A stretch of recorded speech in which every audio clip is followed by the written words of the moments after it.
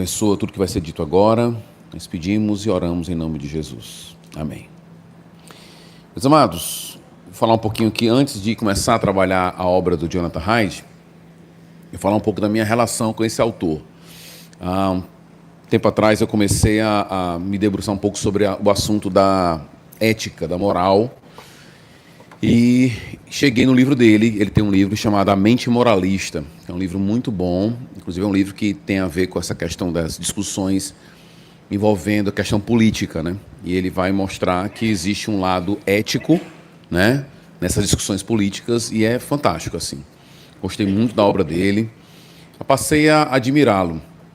Aí fui atrás dele nas redes sociais, então, e ele tem uma rede social, só que tipo, não vale de nada. Não sei porque ele fez aquela conta ali no Instagram.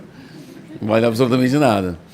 E aí, quando esse livro ficou em pré-venda, né?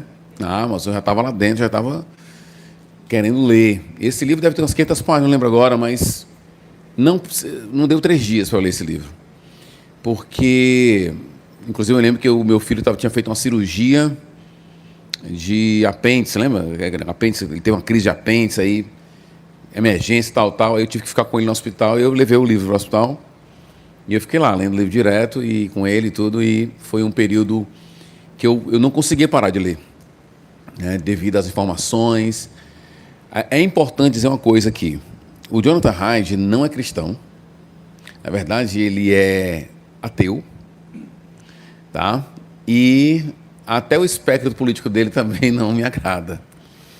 Mas aqui é aquele caso de até as pedras clamam. Não tem essa história, né? Tem hora que você tem que dizer assim, eu não acredito que a gente tem que pegar, ouvir um descrente, tá entendendo? Para a gente dizer, o cara ele tá vendo isso aí, será que a gente precisa que um descrente nos mostre o óbvio, né?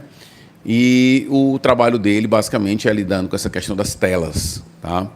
Antes de começar desenvolver a obra do Haidt, porque basicamente eu vou desenvolver a obra dele aqui, é importante entender que a gente tem que combater, antes de qualquer coisa, um espírito legalista. O que eu quero dizer com isso? Eu creio que a gente não precisa, para lidar com um problema, demonizá-lo em sua totalidade. Está entendendo? Tipo assim, eu cresci, eu nasci em 76, tá? Ano que vem, se Deus quiser, vou fazer meus 50 anos. E eu cresci na década de 80 ali assistindo televisão, entendeu? Então, de tardezinha eu estava assistindo televisão e tudo. Tela. É uma tela diferente, eu concordo com isso. Mas só quero dizer que a gente precisa ter cuidado para não demonizar demais uma coisa e aí colocar na conta dela mais do que devido. Porém, feito esse esclarecimento, a pesquisa do Jonathan Haidt é importante e, para mim, como eu conheço ele de outras obras, eu achei que ele foi assim bem incisivo em algumas coisas. E é interessante quando você tem alguém que é incisivo, quando esse alguém é cuidadoso demais com algumas coisas, e quando ele é incisivo, então você tem que dar uma considerada. Você deve ter assistido já o MasterChef? Assistiram o MasterChef? Então, o MasterChef é o seguinte, o cara fez... faz tempo, eu assisti a primeira temporada, a segunda, mas eu me lembro que era mais ou menos assim, olha, esse seu arroz aqui está parecendo um vômito de gato. O cara diz assim, né? Isso aqui nem o cachorro faminto come, né? O cara diz assim, né? E quando ele dava um elogio, o pessoal começava a chorar. Por quê? Porque quando o cara elogiava, era elogio mesmo. Não era uma... Sabe? Quando era para detonar, detonava. Quando era elogio mesmo. Então, quando o Jonathan Haidt diz assim, isso aqui é o problema, é um cara que eu já ouvi dizendo assim, temos que ter cuidado com isso, não podemos dizer isso, tem que ter, tá entendendo? Então, quando ele é incisivo em alguma coisa, a gente precisa ficar atento com isso. Qual é a área de especialidade dele? Ele é um psicólogo social, que é uma área que eu acho interessante, porque ele vai basicamente estudar muito estatística, ele vai trabalhar comportamentos sociais, escolhas e tudo mais, ok? Pronto. Dito isso, no meu último livro que eu escrevi, eu cito muito ele e faço um diálogo entre Jonathan Haidt e Paulo, inclusive, entendeu? Que eu gosto muito dele. Enfim, dos dois, mas claro que o Jonathan Haidt está longe de Paulo. Vamos lá, falar um pouco sobre o livro. Essa é a capa do livro, tá? Se você puder adquirir, seria legal para você ter uma noção. O trabalho aqui é dividido basicamente em 4 partes que eu vou trabalhar com vocês. Primeiro, a realidade os problemas que o Jonathan Haidt percebeu e constatou de maneira estatística. Não foi o vizinho dele que falou que a filha estava se cortando e ele, meu Deus, ela se cortou e ela estava vendo o celular na hora. Não, não é isso, são estatísticas mesmo. Vou colocar os gráficos para vocês verem aqui. Então, o Jonathan Haidt começou a ver algumas coisas importantes. Ele é um cara do mundo da educação e ele começou a perceber comportamentos diferentes na escola, na faculdade, os comportamentos de gerações diferentes. E aí, isso levou ele à pesquisa, que é a segunda parte que eu vou mostrar para vocês, e depois ele vai propor a causa desses problemas que ele percebeu. E no final, eu quero trazer alguns conselhos práticos, alguns que eu vejo no livro, alguns que eu mesmo coloquei. Tá bom? Então, colocado dessa forma, vamos então ver a realidade. O que o Jonathan Haidt começou a ver? Primeiro, ele começou a ver um crescimento de episódios de depressão, tá? E aqui ele começou a destacar, ó, essa datazinha aqui, ó, essa data é importante, 2010. Então observa que no gráfico aqui começou a crescer um número gigantesco de depressão, que está em inglês, né? Mas observa a diferença de meninos para meninas. Tá vendo a parada aqui? Negócio gigantesco. Em termos de gráficos aqui, ó, representa muito. E há uma linha de crescimento, percebe, ó? Há uma linha de crescimento aqui. E ele começou a perceber que a data 2010 chamou a atenção dele para esses episódios de depressão. Certo? Você pode questionar diagnóstico de depressão, você pode questionar um monte de coisa. Mas você não pode questionar esse evento social. Ok? Então, beleza. Depois ele começou a perceber eventos de solidão escolar. Ok? Destaque também, ele começou a perceber o crescimento aqui, ó, em 2010. Tá? Começou a perceber. E observa que ele está vendo um crescimento no pessoal de língua inglesa, o pessoal latino, e o pessoal também, estou sem óculos aqui, galera, europeu e na Ásia. Ou seja, as pesquisas do Jonathan Haidt não foram pesquisas somente conectadas a um ambiente só. Isso é um fenômeno americano, isso é coisa de americano, né? Isso é coisa de asiático. Não. Ele começou a perceber fenômenos de solidão escolar em todo o mundo. E esse crescimento se deu em 2010, e a idade aqui, ó, de 15 a 16 anos. Esses dados começaram a ser coletados e ele começou, então, a chegar às suas conclusões. Outra realidade que ele percebeu, crescimento de episódios de automutilação. Inclusive, primeira vez que eu vi o Jonathan Haidt falando sobre isso, sobre esse livro, foi uma entrevista que ele deu, não lembro agora qual foi o canal que eu cheguei até ele, mas ele estava dando uma entrevista para alguém e ele falando que foi uma das primeiras coisas que chamou a atenção dele, episódio de automutilação. Então, você falou na sua fala aqui também, se você for para qualquer escola, você vai encontrar pessoas que trabalham no ambiente escolar ou em um hospital, você vai começar a perceber exatamente esses episódios crescendo. E o que acontece? Olha a diferença de meninas para meninos, está vendo? Ambos crescem. Então, você tem uma data aqui que vai de 2010 também, que é algo que chama a atenção dele. 2010 e a idade de 10 a 14 anos, certo? Depois, ele começou a ver que os episódios de ansiedade atingiam mais uma faixa etária. Qual era a faixa etária? Dos mais novos, ó. Olha a diferença de idade e a faixa etária, e novamente, porque está muito claro aqui, mas novamente, tem um número aqui, 2010, novamente você vai ter um crescimento em 2010 aqui. Você vê o que aconteceu em 2010, né? O que aconteceu? Um evento histórico.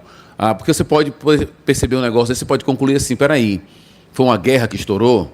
Foi um problema econômico? Entendeu? Você pode associar isso. Só que o problema é que isso se estendeu em várias áreas do mundo todo. Então, você pode até justificar dizendo para um determinado momento, houve um problema econômico na área, digamos, imobiliária americana, 2010. Sim, mas houve também na Ásia, e também houve também lá na África, e também na América Latina, entendeu? Então, ele começou a ver que isso não poderia ser explicado somente por uma questão econômica ou um evento específico, tá? Beleza. O que ele percebeu mais na realidade? Os episódios de automutilação atingiam mais um sexo, tá? E aqui, ó, gigantesco de novo o crescimento. E mais quem, ó? as meninas caíam mais nessa, ok? E é verdade, pelo menos na minha experiência pastoral, se você perguntar para mim, pastor, você teve que lidar com adolescentes que se automutilaram? Sim. Quantos meninos? Nenhum. Quantas meninas? Várias.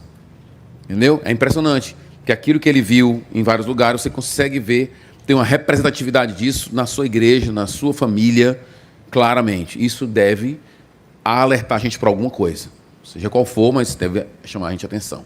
Então, essa é a realidade. O que aconteceu? Outros problemas começaram a surgir também. Ele começou a perceber, queda de desempenho nos estudos, redução de exercícios. Então, as crianças não fazem mais exercício, não praticam mais esporte. Elas moram em regiões difíceis de acesso, então elas entram em casa, ou no apartamento ou na casa, e ficam ali o dia todo, não tem mais para onde correr, não tem mais o que fazer. Redução de sono e pouca interação pessoal. Então ele começou a juntar as informações, começou a ver esses problemas crescentes. Esse que eu acabei de listar, o gráfico 2010. Então percebe que está sendo criado aqui um quadro de uma realidade incontestável. Alguma coisa está acontecendo. 2010 é uma data importante. 2010 para o Jonathan Hyde é uma data importante porque é uma data onde você tem um crescimento grande de redes sociais novas, a câmera frontal do celular também, e o smartphone, não somente celular, mas a figura do smartphone. Tá? O smartphone, o Hyde vai dizer em outro momento, ele tem um agravante que você não pode comparar ele com a televisão. Eu comparei aqui, mas foi só para ilustração. Você não pode comparar com a televisão, você não pode comparar com o computador que nem tinha, que ficava fixo em casa, porque você tem literalmente acesso ao mundo inteiro ao mesmo tempo em qualquer lugar. Ok? Isso é algo que ninguém nunca experimentou na sociedade. Nunca aconteceu isso. Certo? É algo gigantesco, é algo brutal, porque você, e inclusive é uma coisa que eu digo para os irmãos da nossa comunidade. Eu digo, gente, tenta trazer a Bíblia de papel, ou vai fazer o devocional, faz um devocional na Bíblia de papel. Porque se você está no celular, na hora do seu devocional, vai rolar uma notificação. Eu mesmo eu não consigo ver, às vezes, que alguém diz, a minha esposa diz assim, meu filho, tem que fazer um Pix para fulano e tal. Beleza, aí eu vou fazer o Pix. Quando eu vou fazer o Pix, aparece uma notificação. Aí eu interajo com aquela notificação e eu esqueci de fazer o Pix. Porque aquilo vai acontecendo de maneira frenética, não passa. Você vai ter aqui declarações de pessoas do mundo da informática, do mundo também das redes sociais. Eles mesmos dizendo que preferem que seus filhos não consumam isso. Então você tem, por exemplo, o fenômeno dos vídeos rápidos e o fenômeno dos shorts, né? No YouTube é shorts e no Instagram são os reels, né? Que são esses vídeos rápidos. E como isso é prejudicial em termos cerebrais mesmo. Então, eu tenho, como eu falei, tenho 3 filhos. O maior, ele tem o dia dele de trabalho e tudo mais, ok. Já os outros 2, o do meio, eu sempre controlei eles, e o menor é quase nada de celular. É quase zero, entendeu? Eu dou ele um tempinho e eu fico perto dele ali, fica monitorando ele. Porque o consumo disso é gigantesco. Na minha realidade de igreja, eu cheguei a lidar e aconselhar uma mãe que tinha uma filha de 7 anos que estava consumindo vídeos pornográficos. 6 anos. Como é que ela chegou a isso? Ela pegava o microfone do Google, como ela não sabia digitar, ela pegava o microfone do Google e disse, eu quero ver isso. Eu quero ver isso. E ela estava consumindo pornografia. 6 anos de idade. 6 anos de idade. Entendeu?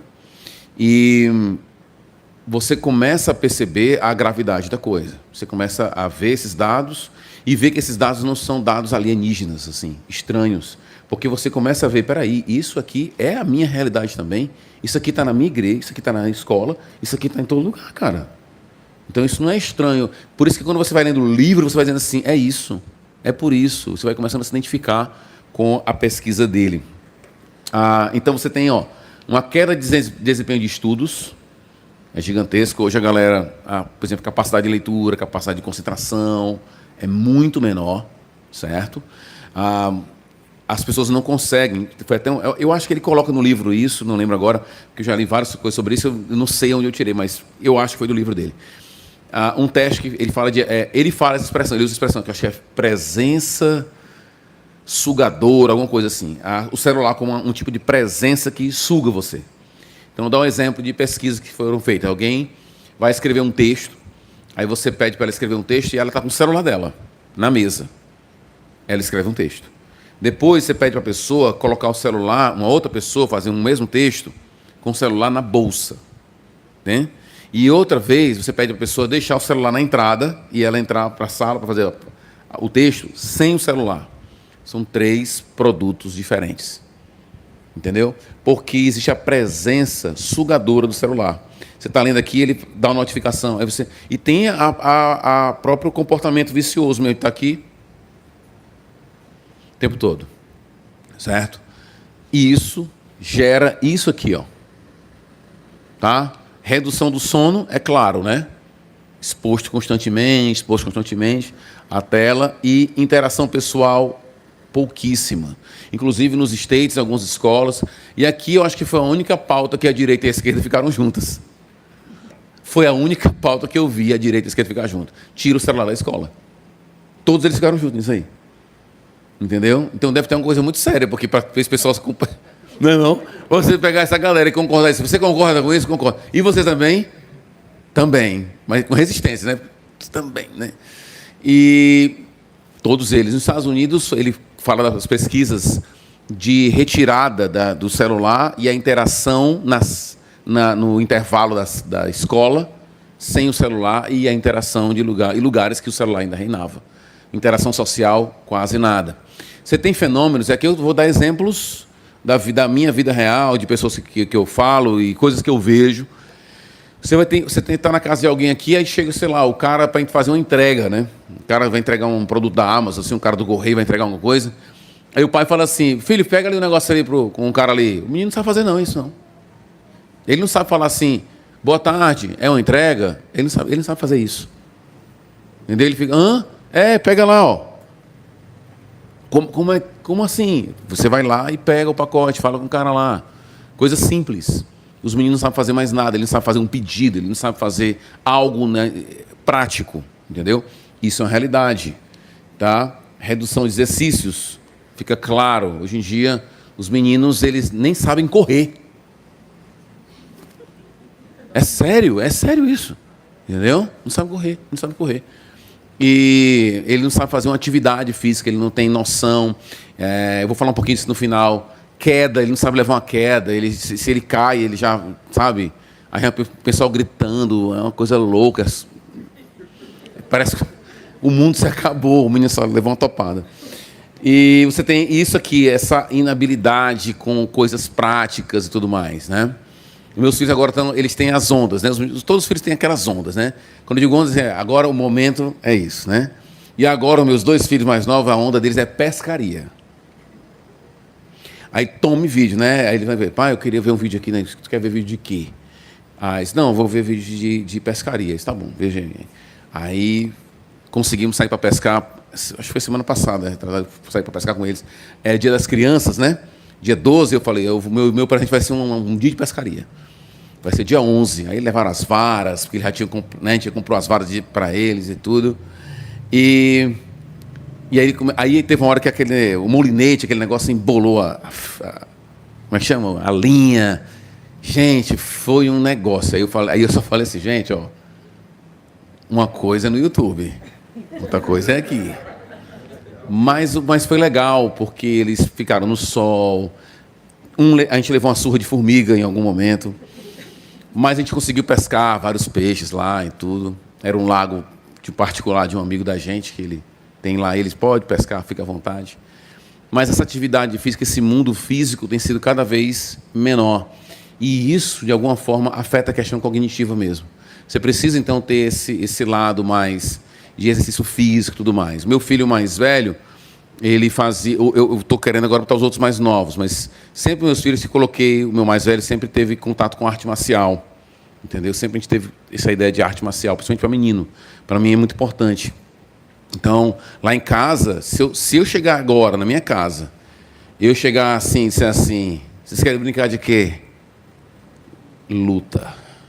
É a palavra deles. E tem luva de boxe, e aí, né, já cortei meus lábios. Gente, confusão. A Francine disse, eu não acredito que vocês estão disso, minha esposa, né? Vocês já estão disso de novo? Eu disse, já, não tem como correr. E eu vi os benefícios disso na vida do meu filho mais velho. Ele lidando com problemas, encarando frustrações, por causa da questão física. Né? É uma realidade sólida, onde a abstração é evaporada. Né? Eu me lembro que uma vez ele fazia boxe chinês, alguns chamam de sandá também, que é um tipo de arte marcial. E ele estava lá lutando com outro menino, que era maior do que ele, na época. Hoje ele é maior do que o menino lá. Era da igreja também.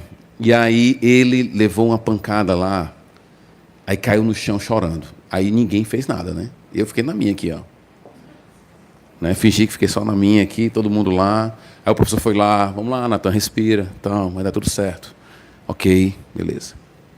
Levantou, aí o outro menino levou uma pancada. Começou a chorar também. Eu disse, gente, vai dar só choro hoje. Mas isso foi bom para ele, foi importante para ele.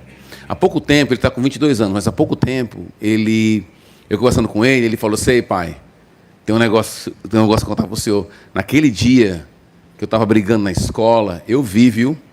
Que teve uma vez que ele era pequeno, eu estava chegando na escola e eu vi ele brigando. E ele estava levando um atraso. E eu fiz isso aqui, ó. Eu não fui lá apartar, não fiz nada. Eu fingi que não vi. Só que ele disse para mim, eu já com 22 anos, assim, eu vi que o senhor fingiu. Aí eu disse, pois é, e você sabe por quê? Eu sei. E aí deu certo? Ele deu, foi importante para mim. Foi importante para ele apanhar naquele dia. Do colega dele, entendeu? E eu não menti. Essa realidade física tem sido cada vez mais tirada, tá? E aí, uma palavra sobre essa questão de luta, questão física. As mães, as irmãs que são mães, vocês nunca vão entender, talvez. Algumas mulheres gostam desse mundo de luta, nem todas gostam disso. Alguns acham isso extremamente irrelevante.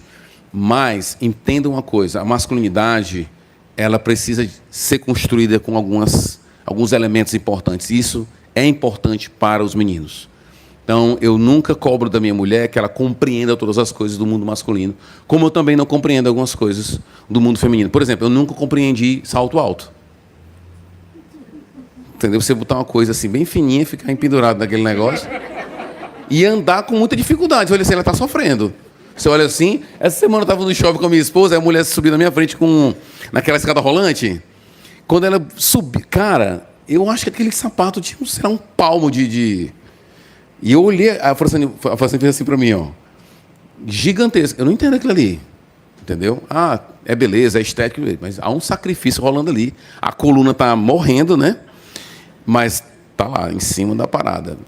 E tem coisas que no mundo masculino, que o mundo feminino não consegue compreender. E essa questão física é muito importante. Essa questão física é muito valiosa. Naquele dia que eu contei essa história desses dois meninos, que um deles era meu filho lá, aconteceu um respeito grande entre eles na academia. Eles começaram a respeitar mais um ao outro. Porque é assim que funciona a mente masculina, muitas vezes. Só que o celular tem tirado essa questão do mundo físico cada vez mais. Cada vez mais você tem crianças com menos atividade física, interação pessoal, eles não conseguem interagir, eles não conseguem conversar, eles não conseguem lidar com o outro, com o diferente, é muito difícil. E tudo isso é percebido pelo Reich. Tá? O que aconteceu, então? Na pesquisa dele, ele começou a perceber isso aqui, ó. Primeiro, limitações cerebrais, eu vou falar um pouco sobre isso daqui a pouco. Falta de cuidado dos pais, ou seja, um livre acesso na internet. O que o Reich vai dizer? Ele vai dizer assim, a nossa cultura, ele está falando da cultura americana, a nossa cultura protegeu nossos filhos do álcool ao exigir que fosse maior de 18 anos. A nossa cultura protegeu nossos filhos dos acidentes ao exigir a cadeirinha com o cinto lá, então, para proteger nossos filhos disso. A nossa cultura protegeu nossos filhos, aí vai dizendo todas as proteções que a sociedade americana fez para proteger as crianças. Ele disse, mas aqui ela soltou as rédeas. Totalmente. Entendeu? Proteção zero. E aí você, literalmente, ao entregar um celular para uma criança, como eu acabei de dar um exemplo concreto para vocês, de 6 anos, ela está lá consumindo vídeos pornográficos com 6 anos de idade. Ok? É nesse nível que a coisa está. E também ele começou a perceber os modelos de relacionamento começaram a mudar. As pessoas quebram relacionamento com muita facilidade, rompem relacionamentos. Isso você vê hoje, inclusive, em igrejas. Então você tem muita gente que troca de igreja o tempo todo.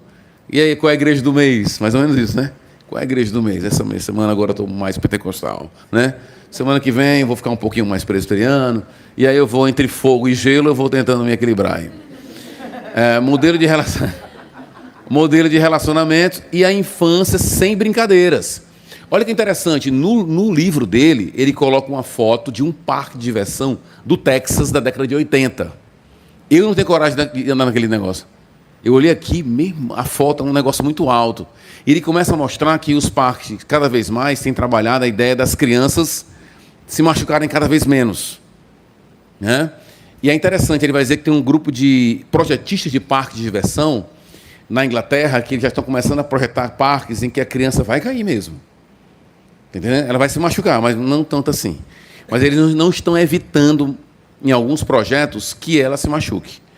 Mas você vai ter essa realidade aqui muito grande, ó, a infância sem brincadeiras. E quando eu digo brincadeiras, é correr, entendeu?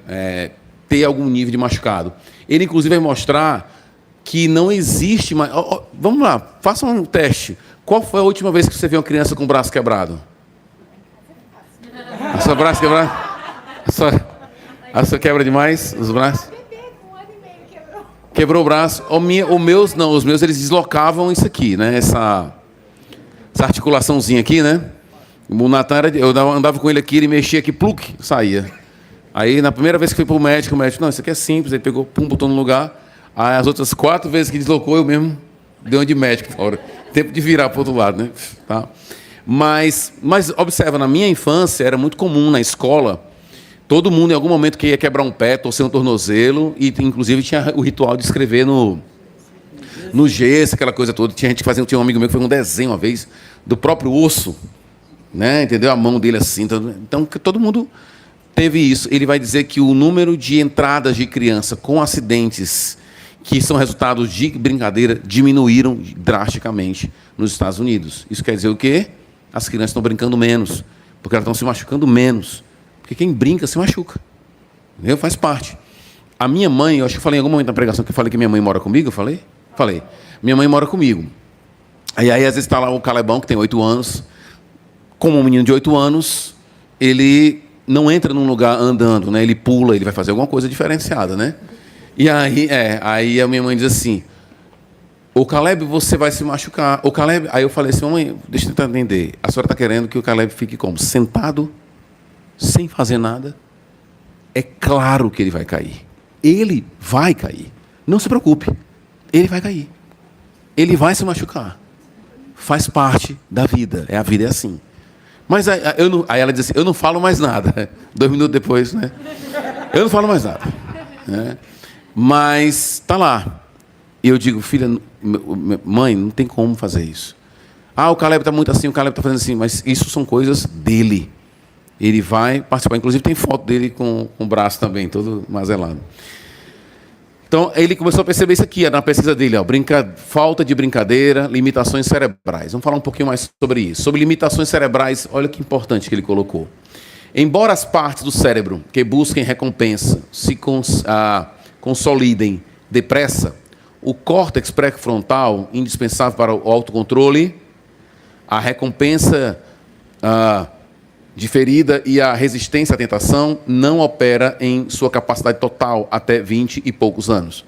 E pré-adolescentes estão em um ponto ainda mais vulnerável de desenvolvimento. Então você tem as limitações cerebrais, aí você tem uma pessoa limitada em termos cerebrais com acesso a uma série de questões e decisões que ela não deveria tomar. Eu sei que nós precisamos ensinar nossos filhos a tomar decisões. Vai ter um momento que você vai dizer assim, você vai ter que tomar essa decisão. Essa decisão aqui é sua. Mas tem hora que, como pai, a gente é que toma a decisão mesmo. Pai, vai ser isso aqui. Não, mas eu não gostei. Não tem problema. A decisão é essa. Isso aqui é o melhor para você. E outra coisa, você nem sempre vai ter o entendimento dos seus filhos na hora em que você é firme com eles. Ok? Isso está muito claro. Eu vou dar um texto bíblico e um exemplo para vocês. Gente, estou com vontade tão grande de sentar aqui. Eu posso sentar aqui? Ok, valeu.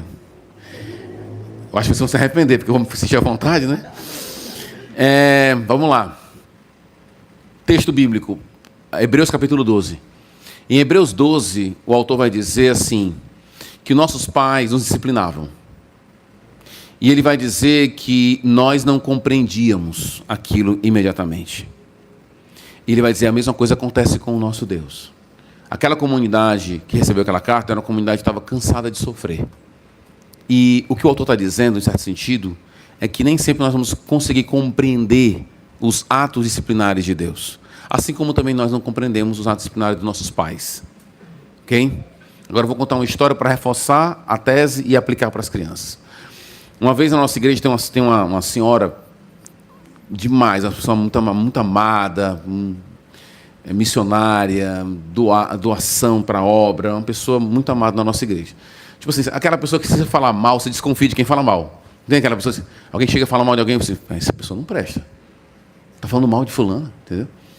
E aí ela uma vez chegou para mim, ela tinha tido um câncer, aí ela passou por um processo de quimioterapia, ela lá sobreviveu, passou, ok. Quando foi na segunda vez, ela disse assim, pastor, eu não quero mais fazer mais dessa quimioterapia, não quero mais fazer nada disso, lá. E eu tentei conversar com ela para que ela entrasse no projeto e tudo, e fosse fazer o tratamento, ela fez e, graças a Deus, completou. No meio do tratamento, ela chegou para mim, na frente da igreja uma vez, eu falei assim, como é que estão as coisas? Ela disse, olhou para mim e disse assim, às vezes eu acho que Deus é sádico. Ela disse desse jeito para mim. E eu disse assim, eu não vou te julgar, mas um dia tu vai entender. Agora não. Agora exigir de você compreensão é exigir demais. Você não vai compreender isso agora. É como filho, você disciplina, e você acha que o seu filho vai depois de uma disciplina dizer assim, tá aí, agora que eu estou entendendo. É para o meu bem, é para a minha eternidade. Não vai rolar. Ele vai ficar com raiva de você. Então, esse é um ponto importante no processo de educação, que às vezes o pai, o educador, ele quer ser sempre o cara gente boa, e não vai ser. Não tem como você ser sempre gente boa. Você vai ser o vilão. E lá na frente, só lá na frente, você vai, poxa, era desse jeito mesmo, era isso mesmo, era o que ele estava sempre dizendo. Então, você tem que ter muita confiança em Deus na hora que você for tomar algumas decisões com respeito aos seus filhos, porque, sim, é você que tem que tomar a decisão. Então, a gente tem um fenômeno estranho hoje, que é você vai para um restaurante com o filho, aí o pai abre o menu, né, do restaurante e diz, e aí, filhão, o que você vai querer comer? Como assim, cara? Entendeu? E aí, o que nós vamos comer hoje? É quem vai dizer a criança. Não. Essa é uma decisão sua. Entendeu? Então, quando alguém diz assim, pastor, porque o fulaninho, 4 anos, o fulaninho tem 4 anos, ele não gosta disso. Sim, mas o que tem? Qual o problema dele não gostar? Não, porque aí ele não gosta, ele come do mesmo jeito. Eu me lembro quando o meu filho mais velho, dos 3, o mais velho sempre deu problema para comer. O segundo é um problema inverso, eu tinha que... Segurei. Aí o primeiro, não, é isso aqui, é isso aí. Aí toda vez que a gente ia almoçar, era uma tensão. Aí teve um dia que minha mulher soltou a seguinte frase, quando é que a gente vai ter um almoço em paz? Aí eu disse, se a paz está querendo para mim negociar isso aqui, não vai ter. Porque aqui é o momento de não ter paz. Aqui é o momento da guerra mesmo. Entendeu? Em algum momento da nossa vida, vai ter a paz. Agora não. Então, o que eu estou querendo dizer com isso é que existe uma limitação. E a gente tem que orientar nossos filhos nesse processo. E hoje em dia, você tem esses adolescentes sendo expostos a muita informação e a decisões que não cabem a eles decidir. Entendeu? Vamos falar só um pouco sobre essa questão de informação e, digamos assim, exposição à informação. Eu creio que um elemento fundamental do pecado é o que eu chamo de atalho. Lembra que eu falei hoje sobre os presentes inacabados de Deus? Eu tenho a ideia de fazer uma vez um livro sobre esse tema, o presente inacabado de Deus. E um dos capítulos vai ser o atalho. Está idealizado. Não grava isso aí. O atalho, porque o que eu creio lá em Gênesis, que quando Deus diz assim, todas as árvores você pode comer, mas não pode comer dessa. A árvore do conhecimento do bem e do mal. Eu creio que a expressão conhecimento do bem e do mal é uma expressão que lida com sabedoria. Ou seja, é uma árvore boa.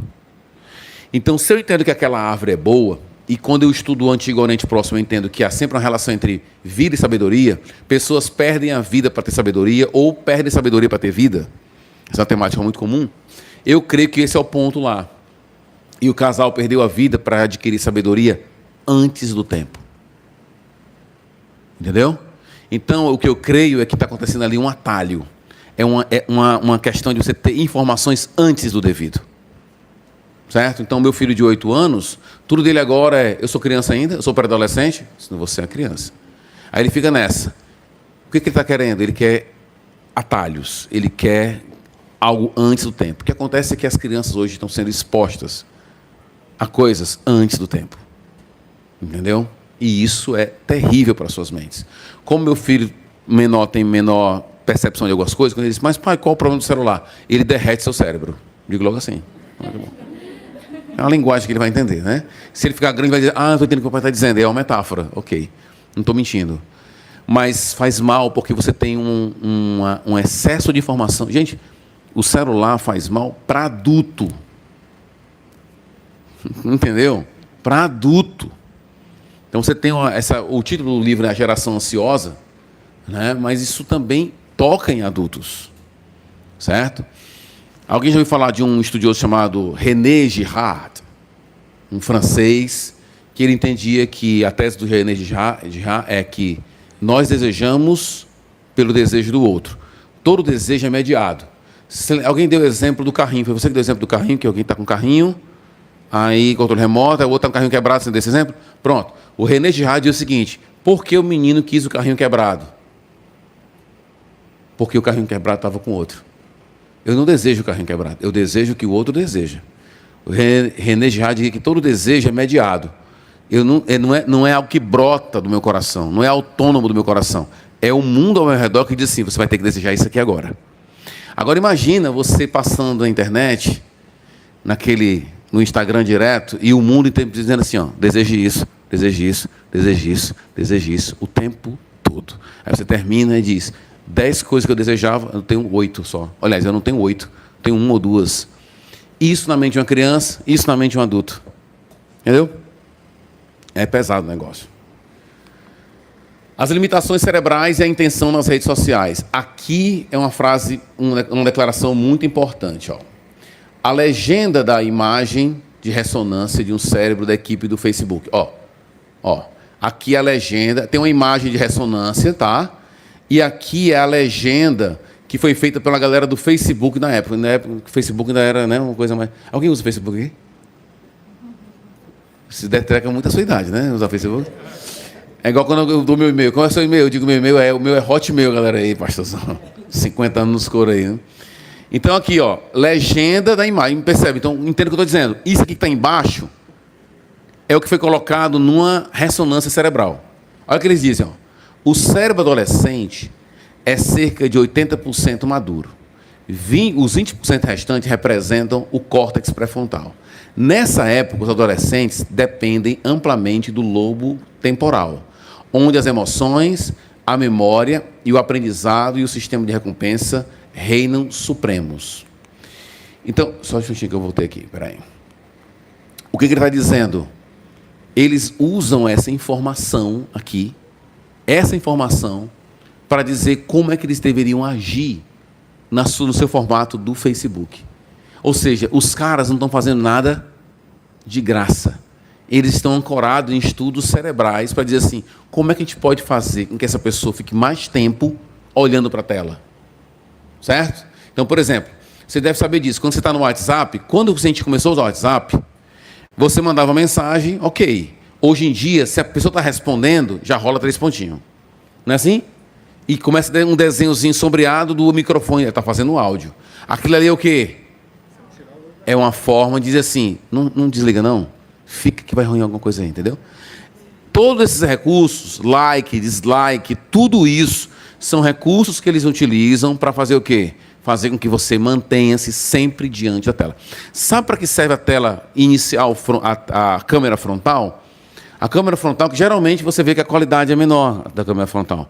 Mas a câmera frontal, ela tem como um dos objetivos fazer com que eles percebam, o algoritmo perceba, que você deu mais atenção a alguma coisa. O seu olhar, o seu jeito de ver. Ele está te copiando o tempo todo. Para saber como é que você está, para então te dar só aquilo que você quer. Faz uma pesquisa rápida. Eu estava brincando, falando com o menino agora, eu gosto de moto.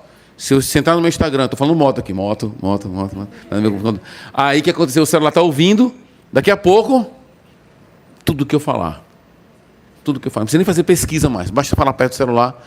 Eu nunca vou me esquecer. Eu vim aqui para o Rio de Janeiro, estava falando que eu vim em 2023 a última vez. Mas essa história foi em 2019. Eu vim fazer a trilha Petrópolis-Teresópolis. Né, que você sobe na montanha, passa 3 dias lá, 3 dias sem tomar banho, só no lenço umedecido, né? Aí, quando a gente foi antes de ir para a montanha, eu falei assim, gente, tem uma Decathlon aqui, que é uma loja só de artigos esportivos.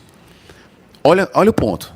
Aí a gente entra na Decathlon e a gente fica de frente, porque um dos nossos amigos queria comprar aquele bastão de caminhada, sabe como é que é? Aí ele falou assim, tem um bastão de caminhada. Quando ele sai da Decathlon, o primeiro anúncio que aparece para ele é de um bastão de caminhada. Quem é que faz um anúncio de bastão de caminhada, gente?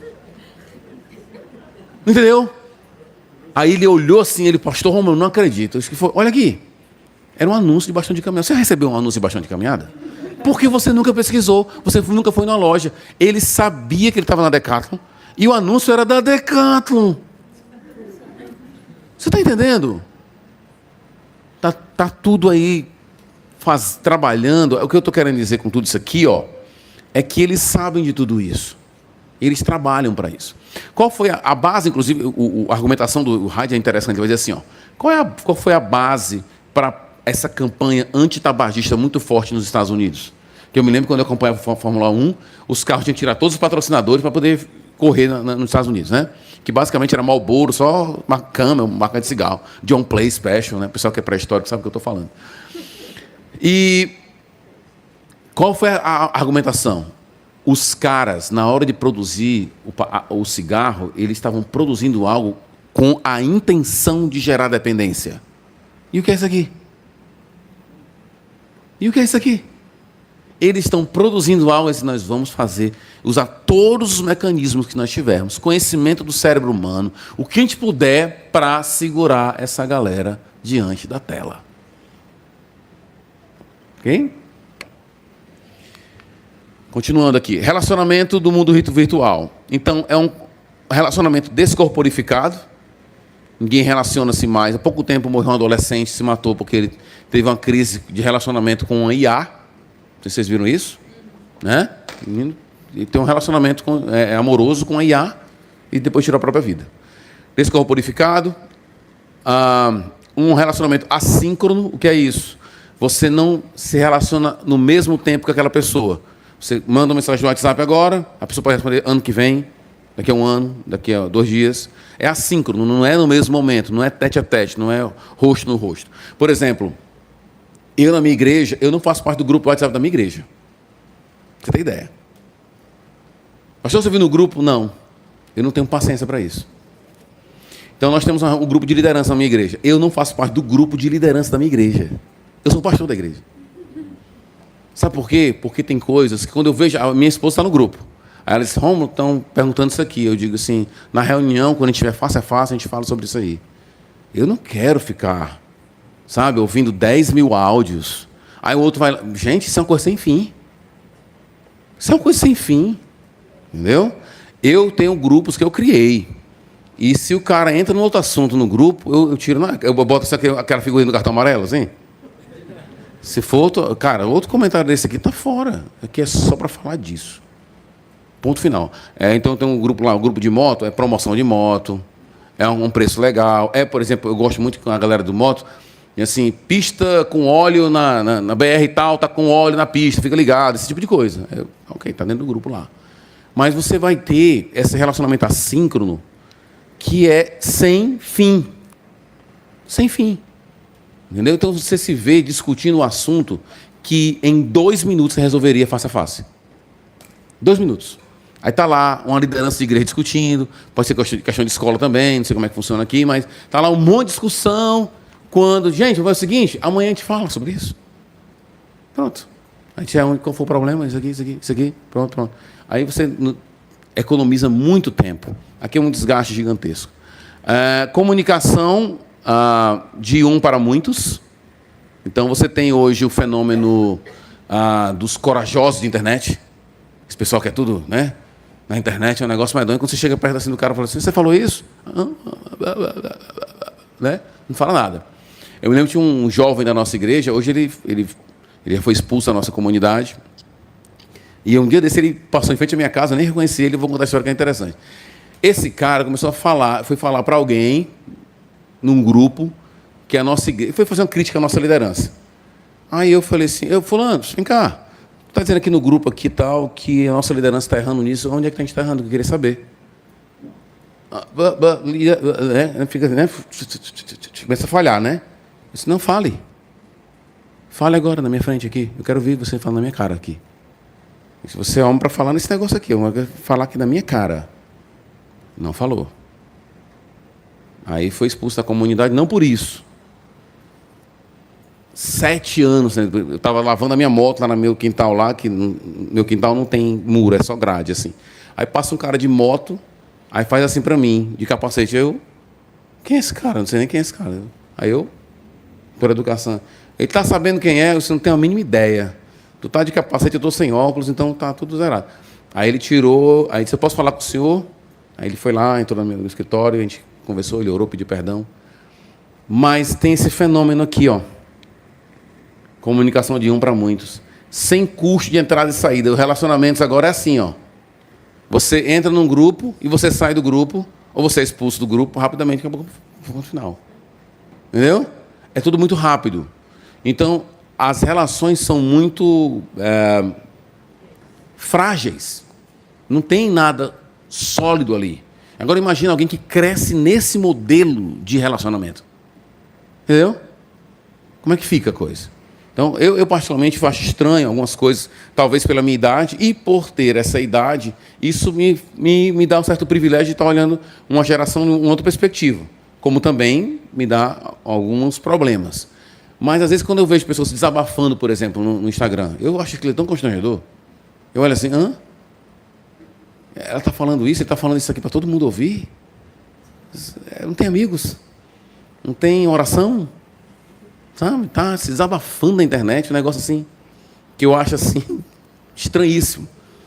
Tem uma mistura de pena com alguma coisa assim que você tem, porque não faz sentido aquilo. Mas talvez nessa cultura de relacionamentos frágeis ou em tudo, a única relação que a pessoa tem é a mesma com ela, então ela se sente à vontade naquele processo ali. É uma coisa meio louca, mas acontece. Então você tem esse fenômeno hoje em dia que as pessoas... Eu conheci pessoas assim. Eu conheci pessoas que na internet eram pessoas que, sabe, o discurso, tudo mais. Aí quando você vai para a igreja, a pessoa não fala com ninguém. E na internet assim, e aí galera, tudo bem? E aí não sei o quê, não sei o quê. Aí quando chega na igreja, ó, vai embora. Você falou do Aladinho, eu chamo bola ninja. Tem aquela bola ninja, aquela fumaça. Você vai embora. Mas na internet é descolada, conversa com todo mundo, lá. Isso aqui, brother. Sem custo, ele não sabe se relacionar. E aí, o Hyde vai dizer, quando as pessoas são criadas em comunidades das quais não podem escapar com facilidade, fazem aquilo que os nossos ancestrais, ao longo de milhões de anos, ele é evolucionista, né? Aprendem, aliás, há milhões de anos, eles fazem o quê? Aprendem a gerenciar relacionamentos e a gerenciar a si mesmos e as suas, emoções, com o intuito de preservar esses relacionamentos tão preciosos. É assim que os antigos faziam, ele está dizendo. É assim que eles faziam. Como era difícil de sair, eles valorizavam e começavam a administrar mais as emoções. Então, hoje em dia, a galera não quer preservar as emoções. Entendeu? Não, você tem que colocar o que você pensa. Mas, cara, o que eu estou pensando é uma grande bobagem. Então eu tenho que ficar para mim. Ou para alguém muito próximo. E não para o mundo inteiro. Certo? Tem coisas que eu não consigo entender. Tipo assim, foto fazendo biquinho. Eu não consigo entender porque, assim, eu estou vendo. Entendeu a minha lógica? Eu estou vendo a pessoa fazendo biquinho. Isso é para mim? Imagina que eu vou entrar agora nessa sala aqui, aí uma mulher passa para mim e fala assim, ó. Aí eu vou olhar para ela e vou dizer, que estranho isso para mim. Mas ela fez isso há pouco tempo no Instagram e ela jogou para todo mundo ver. Por quê? Minha pergunta é, por que eu tenho que ver isso? Né? Me salva, Deus. Né? A causa, aqui vem a um ponto radical do Jonathan Haidt. Olha o que ele vai dizer, ó. O uso das redes sociais não apenas está correlacionado a transtornos mentais. Cara, pesado ele vai dizer. Ele é a causa dos transtornos mentais. Eu vou repetir o que o cara está dizendo. É pesado o que ele está dizendo. Não é só correlacionado. Há uma relação, né, pastor, entre a rede social e os transtornos mentais. Não, ele não está dizendo isso. Ele está dizendo a causa é essa. Uma vida baseada no celular transforma todos nós, crianças, adolescentes e adultos, enfraquecendo-nos num plano que consigo ver como espiritual. Olha o cara, olha o ateu dizendo isso aqui. Olha o que esse cara está dizendo. Afeta todo mundo. Afeta nossas relações. Você não pode sair dessas palavras aqui que a gente está colocando e ainda continuar tendo a mesma dinâmica. Você tem que chegar em casa e desligar esse negócio. Cara, é triste ver pais vendo vídeos de crianças na internet, rindo de vídeos de crianças na internet, e elas não conseguem ver os próprios filhos delas. É absurdo. Gente, é insano. Eu tenho a suspeita de que daqui a 100 anos, a 50 anos, a nossa geração vai ser chamada de insana. Povo louco, vão contar uma série de coisas. Não, o pessoal, naquela época, né, 2025, o pessoal naquela área ali, o pessoal ficava, sabe, deixando de fazer as coisas para poder filmar, para poder ver, ver o que os outros estão vivendo, vivendo a vida dos outros. Vivendo a vida dos outros. Enquanto a sua própria vida vai se esvaindo. E nesse processo, seus filhos vão embora também. Entendeu? E entrega completamente o filho a essa bomba de informações. Esse mundo de informações que crianças logo cedo vão entrar em contato com o que não presta. Outras áreas atingidas, vícios, pornografia. Pergunta hoje, sinceramente, quem não está consumindo isso aqui? Eu tenho um pastor amigo meu que quando chega um jovem para falar com ele fala assim, é pornografia ou transou com a namorada? Ele vai logo assim. Eu não chego assim, tá, irmãos? Mas é só um exemplo de que ele deve ter vivido muita coisa para poder chegar nesse nível. Mas está aqui, ó. Isso aqui é forte demais. Quer ver eu gerar um problema aqui? Eu vou embora mesmo, né, amanhã? Essa é uma vantagem de você pregar fora de casa, né? Você pode gerar problemas e ir embora. Não vou ser convidado mais, mas tudo bem. Mas toda vez que eu faço isso, eu gero problemas. Eu já fiz na minha igreja. Toda vez que eu falo isso aqui, ó, se você tem senha para o seu cônjuge, não é que eu desconfio de você. Eu tenho que desconfiar de você.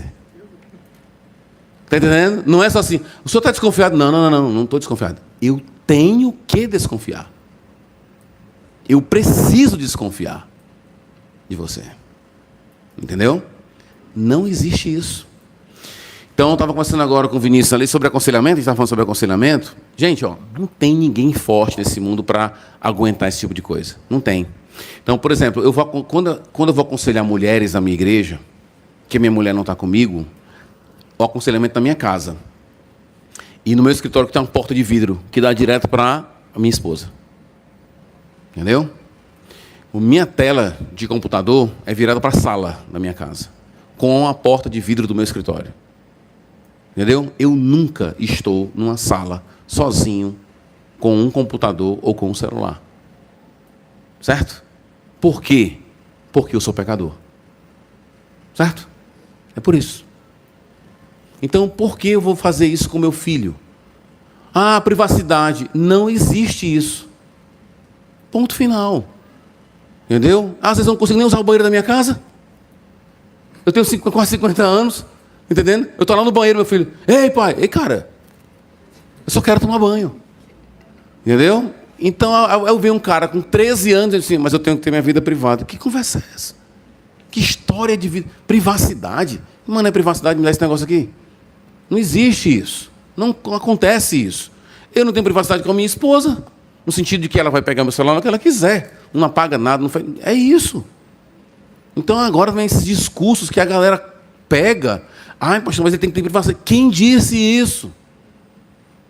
De onde é que você tirou essa ideia? Não tem isso. É um cara de 14 anos, 15 anos, está dizendo para você que tem que ter privacidade. Ele basicamente está dizendo, eu quero pecar sem ser interrompido. Entendeu? Então, assim, não faz sentido quando você vê essa realidade aí. Os meninos, na pesquisa, ele vai dizer que as meninas, elas são mais conectadas com as redes sociais, as meninas. E os meninos com jogos. Jogos eletrônicos. Entendeu? Então, cada sexo vai, né, ser tocado numa área diferente. É interessantíssimo como... vocês viram nas pesquisas que eu mostrei aqui, né? Como as meninas se destacam. Porque o lance da imagem com as meninas é muito forte. Né? Assistiram aquela série Adolescência? Uma série muito boa, viu? Eu achei aquele primeiro episódio assim, que é tudo em plano contínuo, né? Você vai lendo, você vai ficando sufocado. Não é parar esse negócio, não, porque é uma tomada de imagem só. Achei aquela série extremamente, muito bem feita. E é interessante, porque quem não assistiu, não vou dar spoiler, mas para mim, um ponto importante daquela série é que o adolescente estava em casa e longe de casa ao mesmo tempo. Adolescência. 4 episódios só. Vale a pena. O impacto. Detalhe, ela é toda feita baseada em fatos reais. Não é que aquilo aconteceu. Ele pegou histórias reais, tá? E montou um enredo em cima de histórias que ele viu. Certo? Então, assim, absurdo, absurdo. Aquela cena dele com a psicóloga, que é um episódio 3, eu acho. É absurdo o negócio. Então, você tem essa realidade, e o que eu achei que ficou esteticamente assim aprovado para a série foi mostrar que você perde o seu filho enquanto ele está no quarto do lado. Ele está do teu lado, geograficamente do lado. Mas lembra que eu falei hoje, o conselho que eu dei para vocês? Se ficasse com um conselho, qual era o conselho? Aproxime-se. Fique perto do seu filho. Não somente geograficamente, emocionalmente. Entendeu? Atenção, o celular é um dreno cerebral, é a palavra que eu falei, foi o que é presença que suga, uma coisinha, né? É isso aqui, a expressão que ele usa. Ó. É um dreno cerebral. Você não consegue se concentrar. Então, assim, hoje em dia, pastor, a Bíblia é um livro muito difícil. É verdade. Mas tem parte que é muito fácil. Desculpa aí. Tem parte que não é muito complexo assim, tá? Mas é complicado por quê? Porque você não consegue ler 5 versículos sem pegar no celular, entendeu? Não dá mais. É um dreno cerebral. Distanciamento de amigos e sono. Pouco sono. Gente, isso aqui é batata. Quando eu vou conversar com alguém na minha comunidade que está com algum problema grave e tudo mais, eu faço algumas perguntas básicas e uma das perguntas é como é que anda o sono? É batata. Entendeu? A pessoa dorme pouco. E aí você tem esses problemas aqui. Conselhos para a gente terminar aqui. Primeiro, desenvolva momentos sem celular. Refeições. Gente, não dá para você estar na mesa com sua família e alguém com celular. Entendeu? Uma vez eu estava conversando com meu filho, a mais velha, ele com o celular, aí ele, pai, não sei o quê. Não, porque não sei o quê, não sei o quê. Eu falei assim, é o seguinte, fica aí com o celular. Quando tu quiser falar comigo, aí tu fala. Porque não dá. Então, desenvolvimento sem celular. Vai para uma praça. Não precisa filmar o teu filho. Entendeu? Já vi uma cena de um filme, até postei um dia desse. cena de um filme que é um cara vendo um felino, não sei qual é o nome do felino lá, um bem diferente, acho que um tigre, sei lá o que é. E aí ele tá com a câmera assim, aí o cara, você não vai tirar foto? Ele disse, não, eu só quero viver esse momento aqui. Então, vai pra praça, não faz propaganda da tua vida, não precisa dizer para todo mundo que tu é feliz, entendeu? Porque a gente sabe que não é sempre assim. Só os tolos acreditam que todo mundo é feliz o tempo todo. Não existe isso. Então precisa filmar, vai ter um momento lá com eles e tudo mais. Grava, é legal para ter um momento ali para registrar e tudo mais, mas, enfim, tem um pouco mais de cuidado com isso. Ninguém deve ter um tipo de privacidade que alimente o pecado. Aquilo que eu acabei de falar, né? Privacidade. Eu tenho uma senha para o meu acesso ao meu celular porque eu tenho que ter minha vida privada. Não tem não.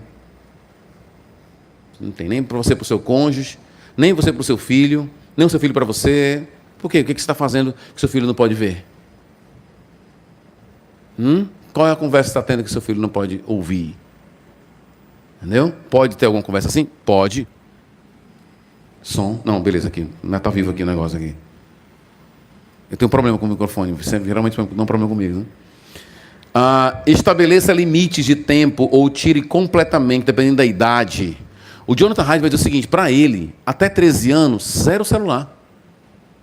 Para ele é isso, 0 celular. Mas aí os coleguinhas, 0 celular. Seja criativo. Certo? O problema, galera, é que o celular ele tem sido o recurso para você não fazer nada. Entendeu? E criatividade, ela surge na necessidade. Quando eu estava vindo aqui para Petrópolis, em 2023, eu vim também de novo para fazer a trilha. Aí tinha um irmão da igreja comigo andando, e a gente começou a ver as casas de Petrópolis, umas casas diferentes lá. Aí ele, pastor, eu queria fazer isso aqui, mas, cara, às vezes a gente tem até umas ideias boas, criativas, mas a gente não tem dinheiro para poder acompanhar as ideias. Aí eu falei para ele, na verdade, a criatividade vem pela falta de dinheiro. Quando você está na necessidade, você começa, então, a idealizar algumas coisas. Tira o celular e começa a ser criativo, então. Entendeu? Experimenta outras coisas com teus filhos. O negócio é que exige tempo, né? Aí a galera não está querendo sacrificar o tempo.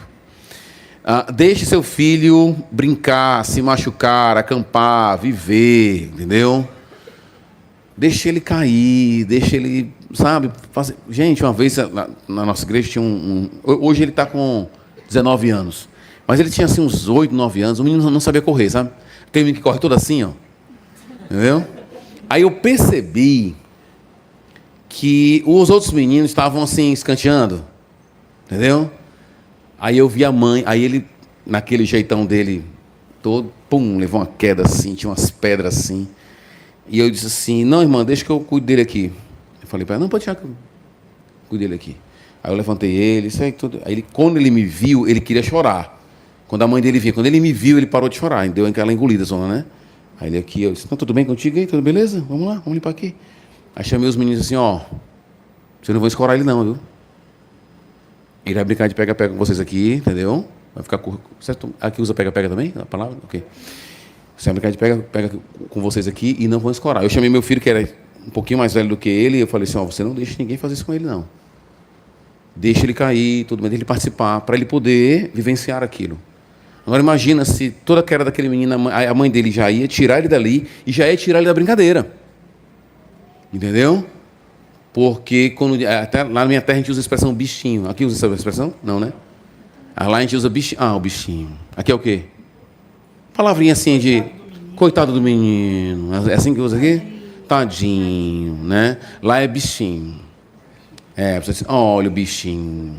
Aí quando eu digo assim, olha, falou isso aí, já era. Entendeu? Já era. Inclua seus filhos nas tarefas de casa.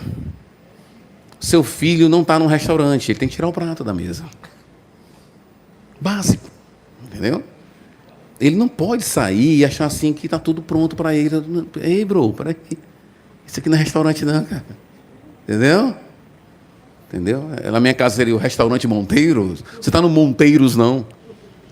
Entendeu? Então você participa de alguma coisa. É varrer um quintal, é tirar alguma coisa, é pegar um lixo. Entendeu? Tudo isso. Vida real. Dá uma dose de vida real para os seus filhos. Isso é muito importante.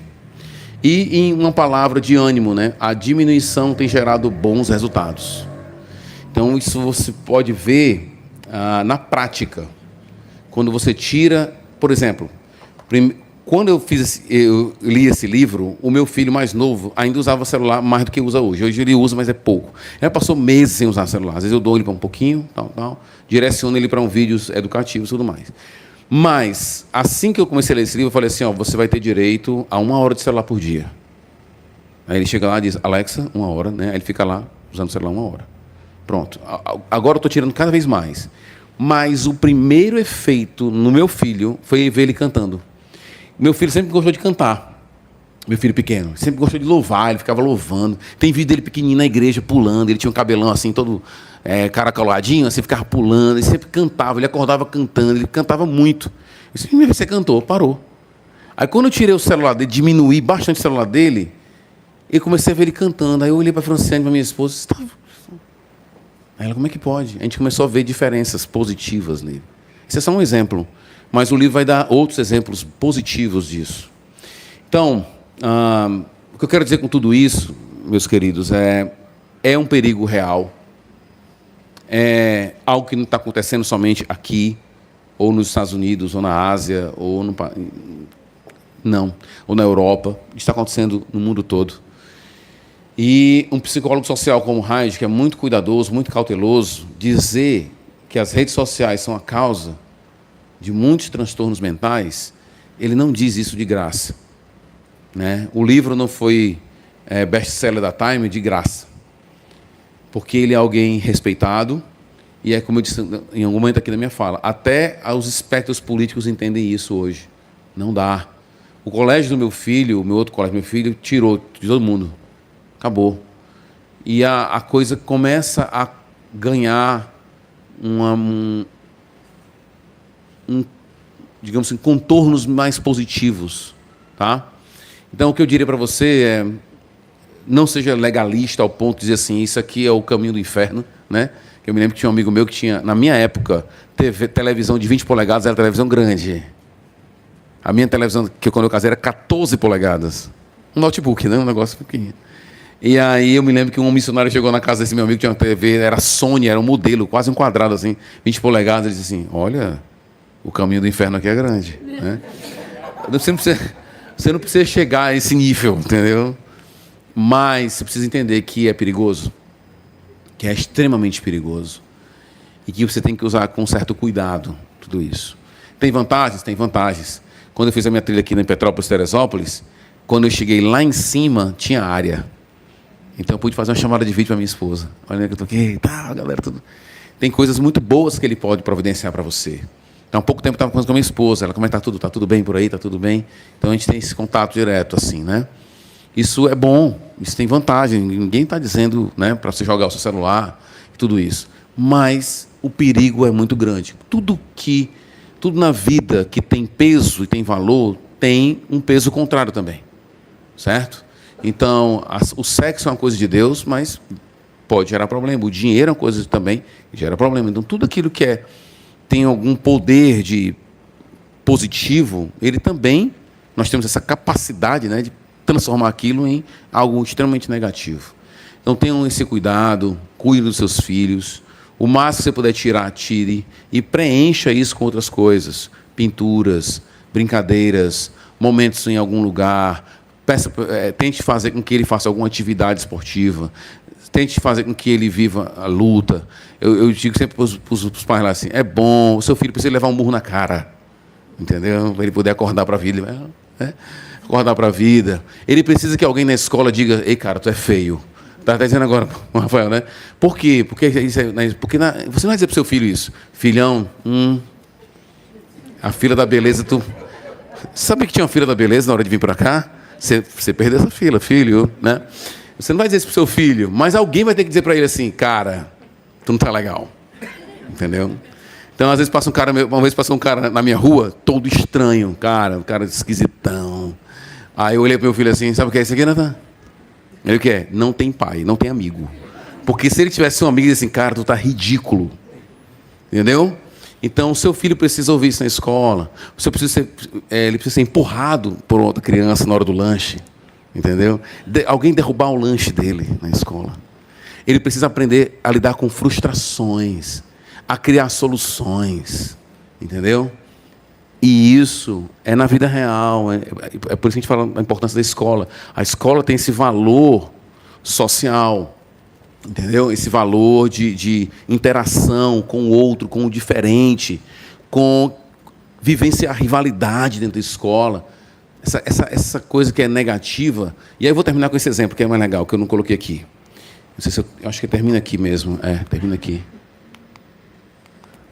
Aqui. Que termina aqui mesmo. Pronto. Mas o Jonathan Haidt, eu vou terminar com isso, tá? O Jonathan Haidt, ele usa uma expressão chamada antifrágil. Já ouviram falar disso? Expressão antifrágil? Pronto. Uma árvore é antifrágil. Ele vai dar o exemplo de um jardim. Acho que foi nos Estados Unidos que eles colocaram num domo, né? Fizeram um domo assim, sabe? Uma proteção.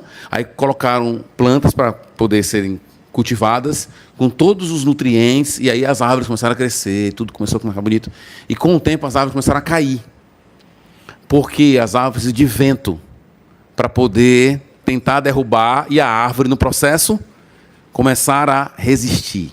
Quem entende um pouco de arte marcial sabe um pouquinho que existe um esporte chamado Muay Thai, que ele usa muito chute. E essa galera, quando é pequena lá na Tailândia, começa a chutar a árvore. O que acontece? Eles começam a criar microlesões no osso da perna. Essa microlesão gera uma camada de osso extra, entendeu? Então a canela dos caras é um negócio absurdo. Isso é antifrágil. Ou seja, aquilo tem que passar por algum tipo de resistência para poder ficar forte. Uma árvore precisa de um vento contrário para ela ficar forte. O osso precisa de algum tipo de resistência para ele poder ficar mais forte ainda. Os nossos filhos, da mesma forma. Eles são antifrágeis. Eles precisam ser colocados em algum nível de pressão.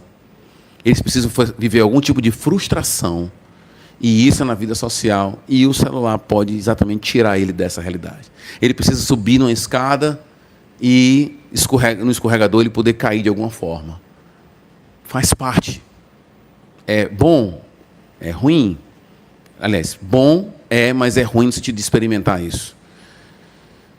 Eu tenho um filho de 14. Quando ele tinha 12 anos de idade, ele começou a fazer uma aula com uma professora especial para uma área para ele lá. Ela é uma irmã da nossa igreja. E a distância da casa dela para dar aula para ele, para a minha casa, era considerável. E eu fiquei na luta. E eu levo ele de carro, eu faço ele a pé. Gente, toda vez que ele ia a pé, toda vez que ele ia, o meu coração... depois eu falei para ele, se ele cresceu, eu falei para ele. Eu ficava com o coração tenso. E eu ficava, Mônica, avisa aí que se o Heitor chegou, entendeu? Eu ficava, será que ele vai chegar agora? Será que ele chegou? Aí ela, chegou aqui, pastor. Aí quando ele demorava, ele já saiu daí. Quantos minutos ele saiu daí? Mas eu não levava ele de carro. Eu queria fazer ele andar de mochila. Eu queria que ele andasse naquela rua, que é a rua especial, uma rua da cidade. Eu queria que ele visse algumas coisas. Eu queria que ele experimentasse algumas coisas. Não é fácil. A gente, às vezes, expor o nosso filho a uma situação. Mas protegê-los é como criar árvore dentro de um domo. O primeiro vento ele vai cair. Não vai aguentar. Amém, meus irmãos? É isso. Vamos orar? Deus amado, obrigado por essa tarde, por esse dia.